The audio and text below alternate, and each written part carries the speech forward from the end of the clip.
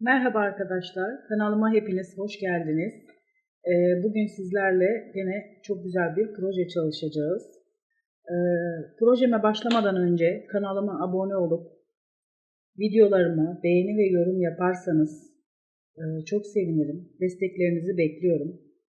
Şimdi arkadaşlar bugünkü projemde ben şöyle Favori'nin bir batik ipini kullanacağım. Şöyle hemen kod numarasını da göstereyim sizlere. Yeşilin tonlarında hardal, krem rengi karışık ve gene Favori Ören Bayan'ın bir başka renk ipini daha kullanacağım. Bu da yeşil tonlarında bir ip. Toplamda 3 bobin yeşil ipimden kullandım. 3 bobin de bu batik ipimden kullanmış oldum. Ve şöyle bir ölçüye ihtiyacım var. Ve 8 milim tığımla öreceğim.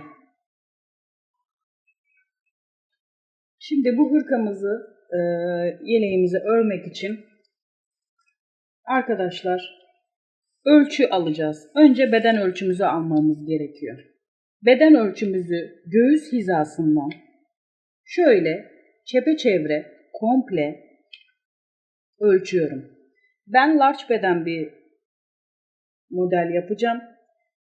Siz dediğim gibi göğüs hizanızdan en geniş, yani bölgenizin en geniş olan kısmından şöyle çepeçevre komple saracak şekilde ölçünüzü alın.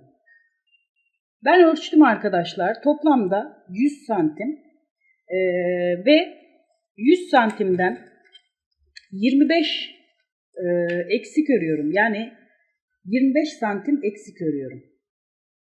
25 santimi ayırıyorum. 25 santimi de ön kısımlara geçişte kullanacağız. Orada bir boşluk bırakacağız. Şimdi ölçüm benim 100 santim çıktı, göğüs ölçüm. Ve bundan 25 santim eksik öreceğim. 25 santim, yani 100'den 25'i çıkarınca toplamda 75 santim. 75 santim civarında yeşil ipimle başlıyorum. 75 santim civarında bir zincir çekiyorum arkadaşlar. Ve bu örneğimizde 4'ün katlarını kullanacağız. Hemen şu şekilde başlıyorum. 1, 2, 3, 4. 4'ün katlarını kullanacağız. 4'ten devam ediyorum. 75 santim olana kadar zincir çekiyorum. Dediğim gibi siz de göğüs çevrenizi ölçüyorsunuz ve 25 santim eksik olarak zincir çekiyorsunuz. Yani biz hırkamızın, yeleğimizin arka kısmından, altından başlayacağız. Şimdi 75 santim civarında zincirimi çektim ve artık örmeye başlayabilirim. Şimdi son çektiğim zincirle beraber sayıyorum. 1, 2, 3, 4.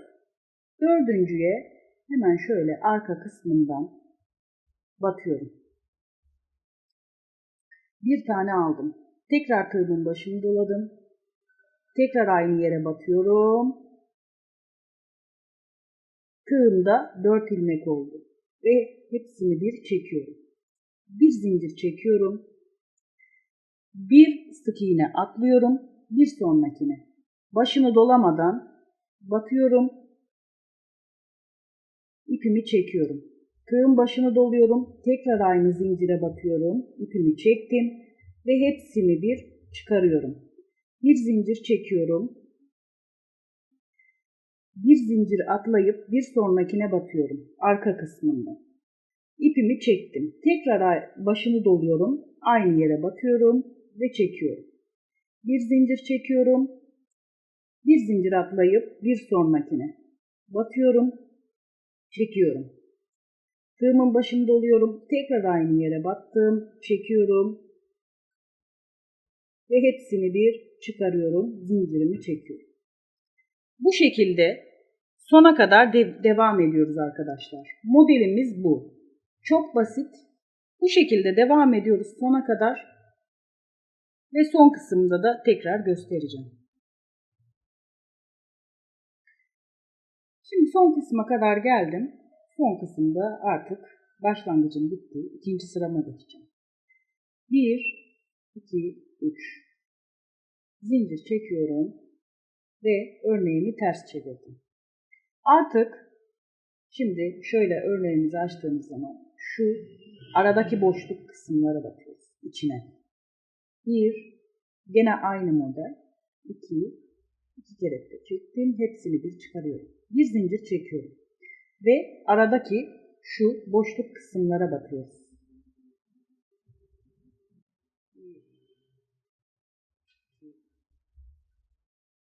Hepsini bir çıkardım. Bir zincir çektim ve bir sonraki boşluğa.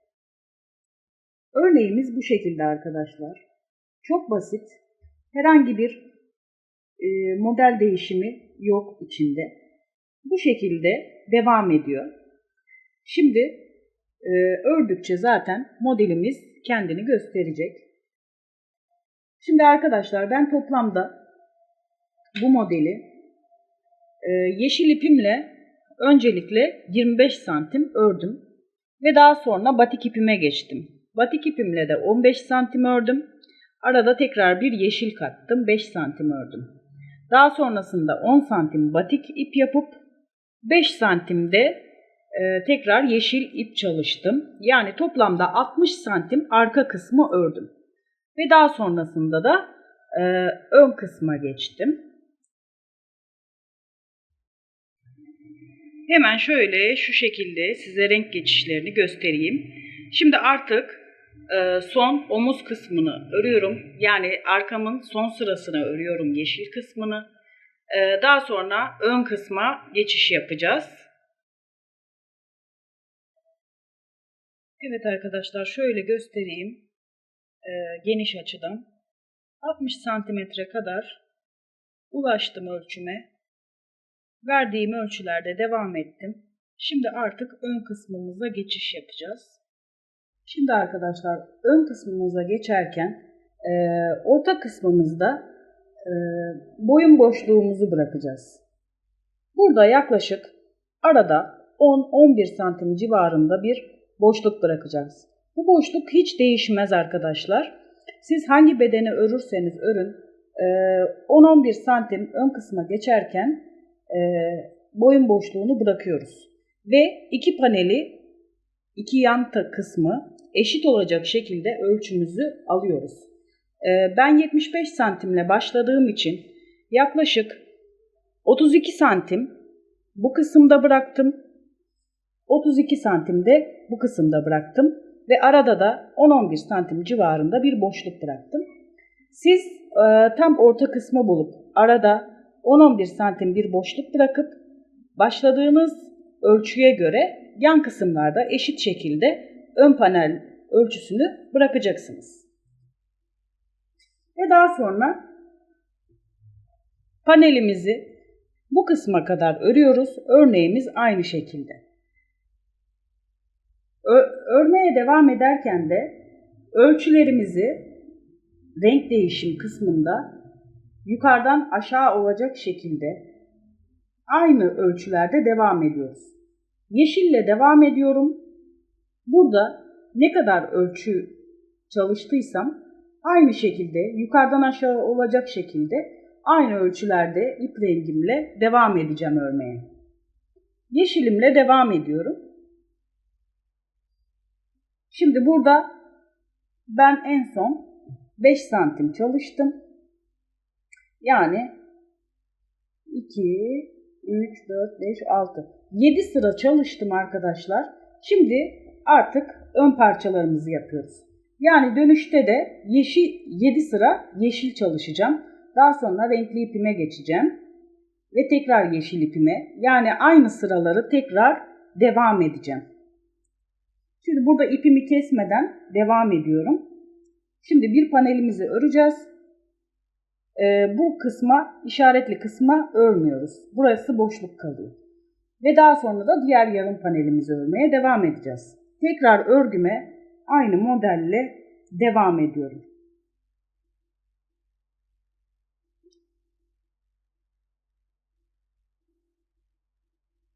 Bir zincir çekiyorum ve diğer boşluğa atlıyorum.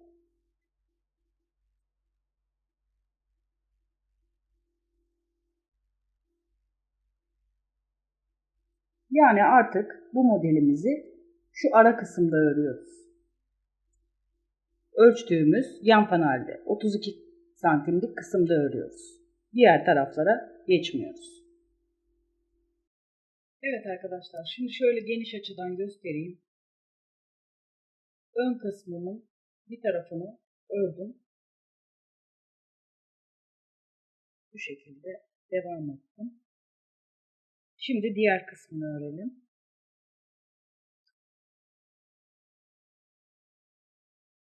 Diğer kısmı da çalışırken arkadaşlar tekrar en baştan batıyorum.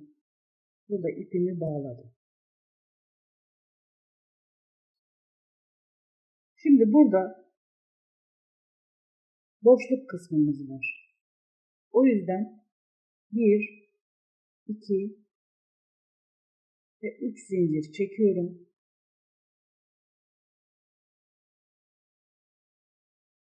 Aynı deliğin içine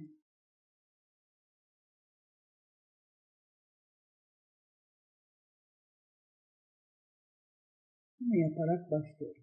Bir zincir çekiyorum ve bir sonraki aralığıma atlıyorum. Yani örneğimi aynı şekilde devam ettiriyorum. Sadece diğer kısmını çalışmış oluyoruz. Bu şekilde boşluk kısımlarımız yani aynı motifimize devam ediyoruz.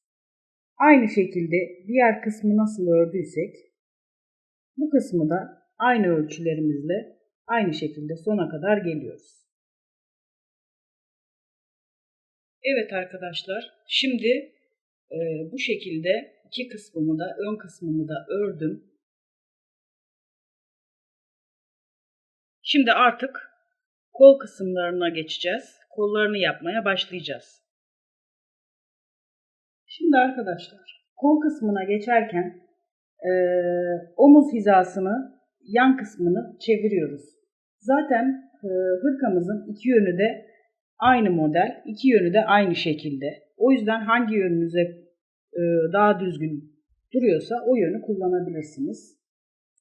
Şimdi kolumuzu yapmak için önce kolunuzun en geniş kısmını yani pazı kısmınızdan kolunuzun en geniş kısmından çevrece ölçüyorsunuz. Ben çevrece ölçtüğümde kol ölçüm birebir 30 santim çıktı. En geniş kısmı. Ve buna 10 santimde bir genişlik payı ekliyoruz. Yani omuz kısmını ortalayarak yan kısımlara yani uzun kenarımıza omuz kısmını ortalayarak 40 santim bir ölçü alıp işaretliyoruz arkadaşlar. 40 santim ölçü alıp işaretliyoruz ve aynı motifimizi şimdi de kolumuza örüyoruz. Uzunluğunu örmek için ise hırkamızı üzerimize alıp bir ölçüm manşeti yani bu yan kısmı nerede iniyorsa kol uzunluğunuzun ölçüsüne kadar manşeti de hesaplayarak istediğiniz ölçüye getirin. Arkadaşlar ben toplam uzunluğu 35 santim öreceğim. Yani 35 santim gideceğim. Bu aradaki kısmını da 40 santim. Yani kolunuzun en kalın kısmını, pazı kısmınızı ölçüyorsunuz ve ona 10 santim bir bolluk payı ekliyorsunuz. O şekilde kolumuzu yapmaya başlıyoruz. Şimdi ben kol kısmımı tekrar batik ipimle yapmayı istiyorum. Şimdi örneğimi alıyorum arkadaşlar. Şimdi artık hırkamız bayağı bir genişlik içine giriyor. O yüzden hiç endişe etmeyin. Bu çok büyük oldu diye düşünmeyin. O zaten dökümlü bir hırka yaptığımız için, bol bir hırka yaptığımız için o kendini toplayacak. Şimdi benim ölçüm bu. Şuradan başlıyor. Hemen oraya tığımı batırıyorum. Gene örneğimiz aynı, hiç değişmiyor. 3 zincirimi çekiyorum. Şimdi büyüdüğü için artık örmek de biraz zorlanıyor. Kayıyor örgümüz. Şimdi 3 zincirimi çektim arkadaşlar. Yine aynı modelimi devam edeceğim. Bu sefer de şu aralara batacağız. Şimdi şu arada bırakmış olduğum boşluk kısma batıyorum. Oraya modelimi aynı şekilde çalışıyorum. Bir zincir çekiyorum. Bakın. Burada dolgumuz var ve burada boşluğumuz var. Bu boşluklara, yani aradaki dolgu kısımlar bir zincir atlamışız sayılıyor. Modelimiz gene aynı şekilde devam ediyor. Bakın burada gene dolgum geldi. Burada boşluğa geldim.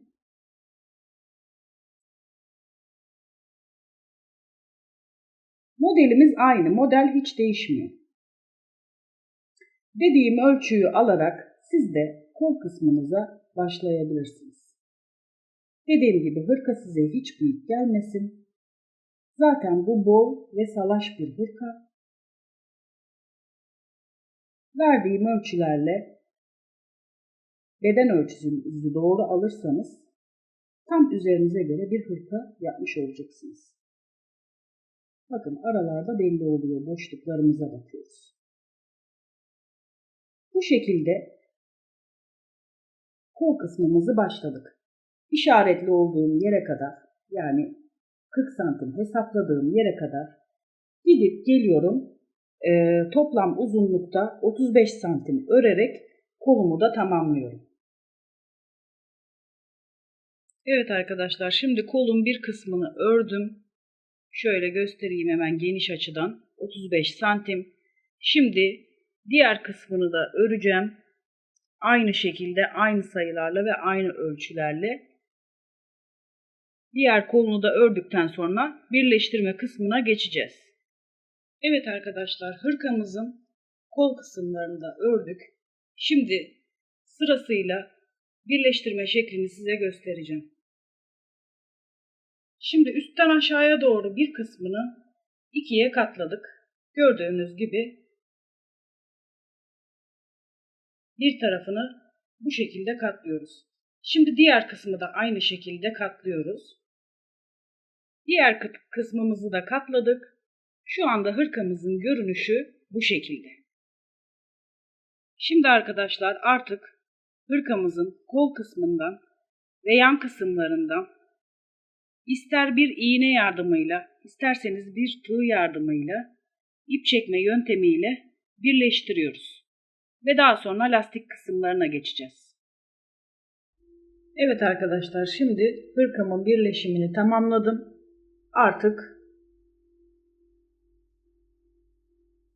kenarlara, lastik kısımlarına geçeceğim. Şimdi lastik kısımları biraz farklı oluyor. Hemen gösteriyorum. Şimdi kolumuzun uç kısmını alıyoruz.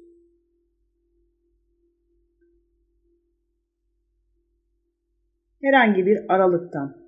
Şimdi bu motifimizi yaparken hep aralara batmıştık.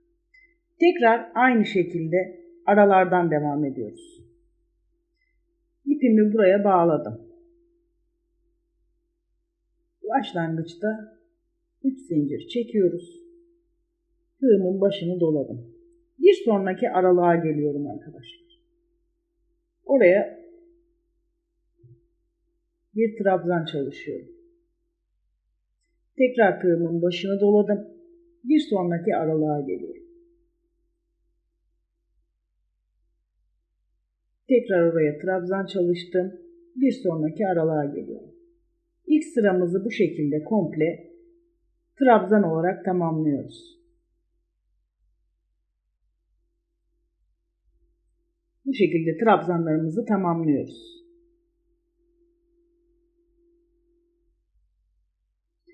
Şimdi trabzanlarımı tamamladım. İlk zincirime battım. Ve bir üst sıraya çıkıyorum. Bir üst sıraya çıkarken 3 tane zincir çekiyorum. Tığımın başını doladım. Hemen bir sonraki trabzanımı klasik lastik nasıl çalışıyorsa aynı şekilde çalışmaya devam ediyoruz. Bir trabzanımı önden alıyorum, diğer trabzanımı arkadan alıyorum. Tekrar tığımın başını doladım. Bu şekilde bir sonrakini de tekrar arkadan alıyorum. Bu şekilde lastiğimi toplamda 5 sıra örüyorum. Başlarda 3 zincir çekerek diğer trabzanlarımı aynı klasik lastik modelinde örüyorum. Toplamda 7 santim 5 sıra örüyorum. Hemen şöyle tamamlanmış halini size göstereyim. Kolumun lastik kısmını tamamladım bu şekilde.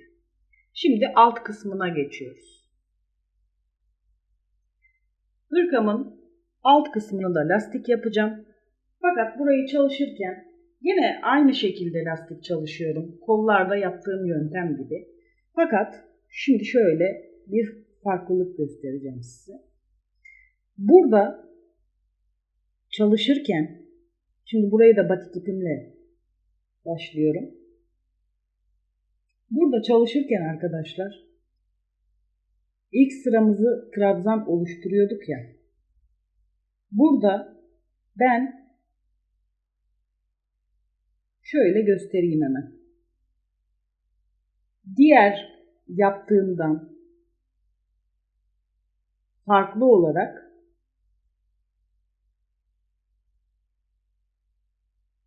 her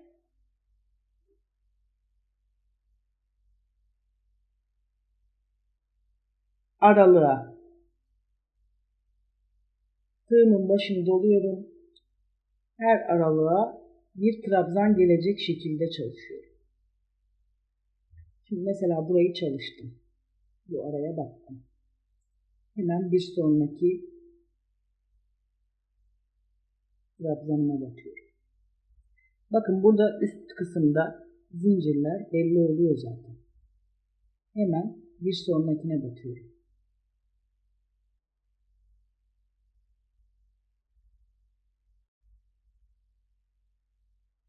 Tığımın başını doluyorum ve bir sonrakine batıyorum. Burada belli oluyor zaten bakmanız gerekenler.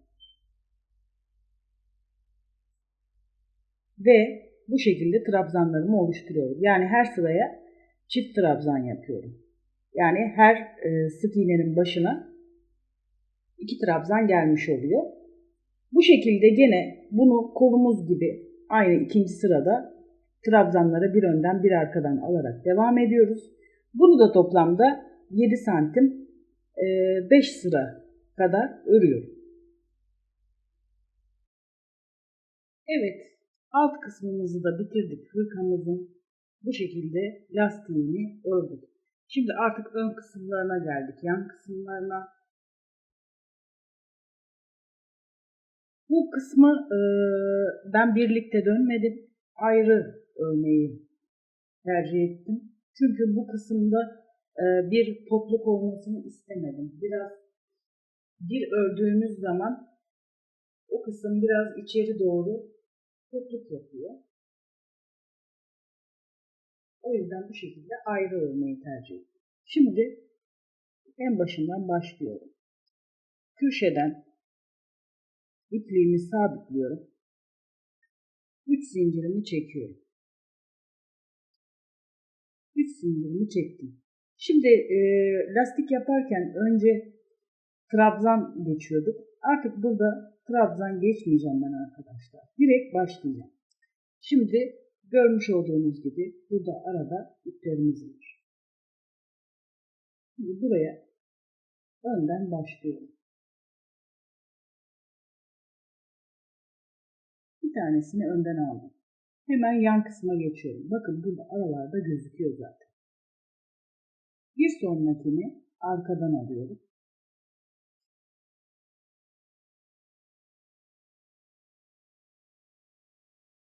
Bir sonrakini önden alıyorum.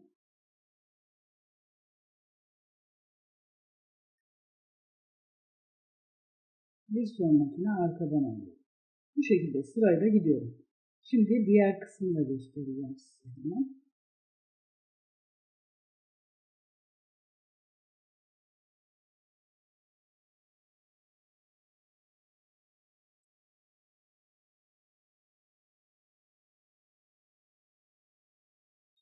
Şimdi burada örgü kısmımıza geldik. Buralarda da şimdi hemen bakın. Burada şu kısımlara bakacağız. Şu ara kısımlara bakacağız. Şuraya. Şimdi en son önden aldık. Burada arada boşluğumuz var yine. Burayı da arkadan alıyorum.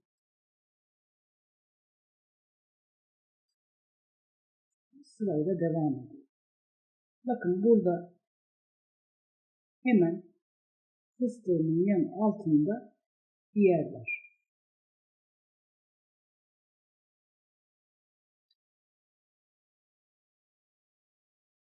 Önden aldım.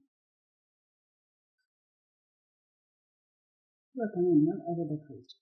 Başını doluyorum. Hemen burada bir aramız daha var.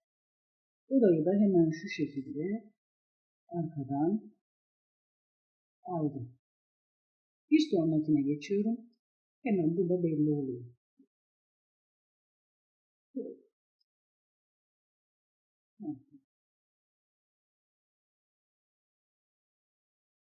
Bu şekilde önden alıyorum. Hemen bir sonrakine geçiyorum. Bunu arkadan alıyorum. Bu kısmı da bu şekilde devam ediyorum arkadaşlar. Komple diğer yarısına kadar bu ön yarımızı da yani ön tarafımızın lastiğini de aynı şekilde 5 sıra devam ediyorum. Bu şekilde batma kısımlarını da gösterdim size. Aynı bu şekilde üste geldiğimizde lastiğimizi örüyoruz. Evet arkadaşlar, lastik kısmını da ördüm. Hırkamın son hali bu şekilde. Hemen şöyle geniş açıdan da göstereyim sizlere. Bol, salaş bir hırka ördük. Eğer siz daha dar bir ölçü istiyorsanız dediğim ölçülerden biraz daha ölçülerini kısarak yapabilirsiniz. Dediğim gibi bol, salaş ve uzun bir hırka. Beni izlediğiniz için hepinize teşekkür ediyorum. Videolarımı yorum ve beğeni bırakmayı unutmayın lütfen. Desteklerinizi bekliyorum. Bir başka projede görüşmek dileğiyle. Hepinize hoşça kalın.